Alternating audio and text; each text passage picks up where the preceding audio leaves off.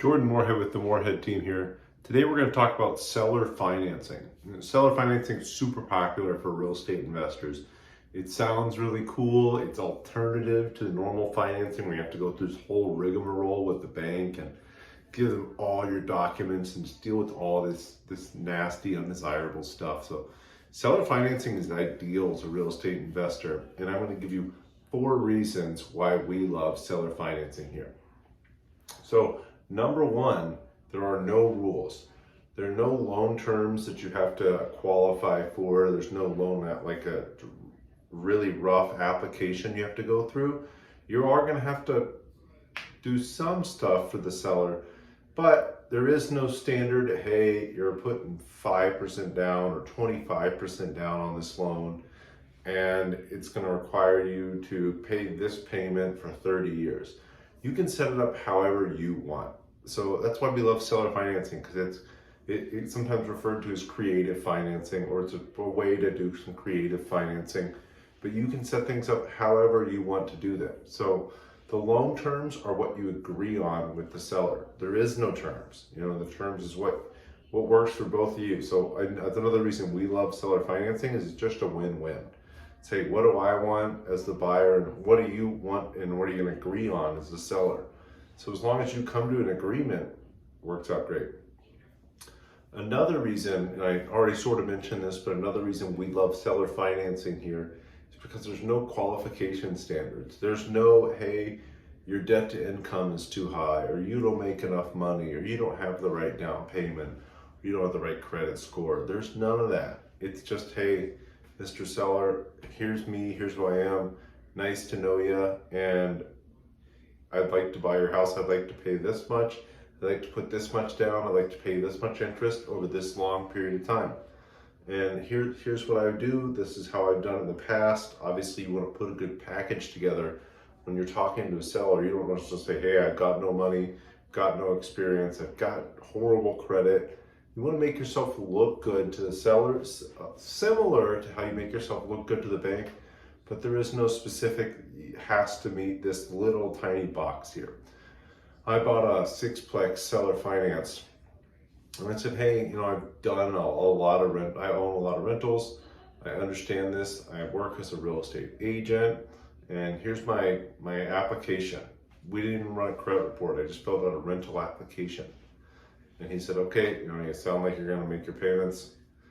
That's how easy it was for me. Obviously, not everybody is the same, because with seller financing, nothing is the same, but just expect it to be a little easier than going through getting a loan typically in a traditional way, where a bank's either going to hold on to the loan or they're going to package it and sell it on the secondary market. Okay, next thing here, number 3.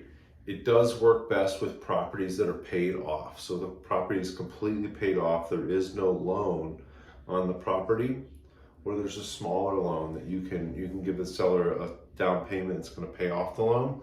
But it typically works best on equity. The seller, it's free and clear. So they own it all.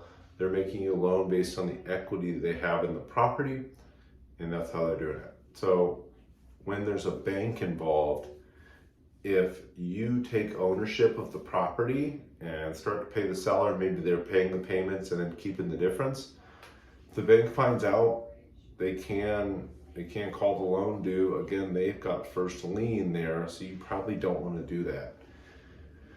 There are tons of creative financing strategies where the original lender is still involved, but just keep it in mind that lender's probably not going to like this. So seller financing in the traditional sense works best on properties that's paid off. Number 4, you have to be able to explain the benefits, but here's some of the big benefits, and this is going to blow you away. But they're huge benefits, obviously, to you as a buyer. Maybe you put less down, maybe you have a longer payment schedule, maybe just the whole thing can work better for you as a buyer. And that's why people are really excited about it as buyers, as they say, hey, I want to, myself, I wanted to buy a 6-plex. I didn't have 25% down. I had 15% down. I worked with the seller. We worked out something that worked for him, worked for me. I got the property I want. I moved from the biggest property I'd ever had as a duplex to suddenly owning a 6-plex. Seller financing did that all for me. But There's huge benefits to the seller too. The benefits to the seller, number one, you get great passive income where you really don't have to do anything. You're just collecting checks. You're the bank. That's amazing. So you get great passive income. Number two, you get to avoid large capital gains. A lot of sellers say, hey, I want to sell this property, but I don't want to pay the huge capital gains tax I'm going to owe. You only pay the money on the money you've received in that year. So if you were going to sell a $500,000 property and you were going to make $500,000, you would have to pay tax on that. But when you only get $15,000, $20,000 in payment a year, you only pay tax on that piece. Again, talk to your CPA to better understand the tax implications of seller financing. But here's the big one. Here's the huge piece of why seller financing is just amazing for the seller. Don't tell the buyers this. You're going to make way more money seller financing a property, holding the note, than you ever are going to make if you sold that property outright. So let's take a $500,000 property, for example. Here in Austin, that's a pretty common price for a rental property, $500,000. You sell that property today, you make $500,000 minus some sales fees, then you're paying tax on that right away. Of course, maybe you're left over with $350,000. Let's just call it $350,000.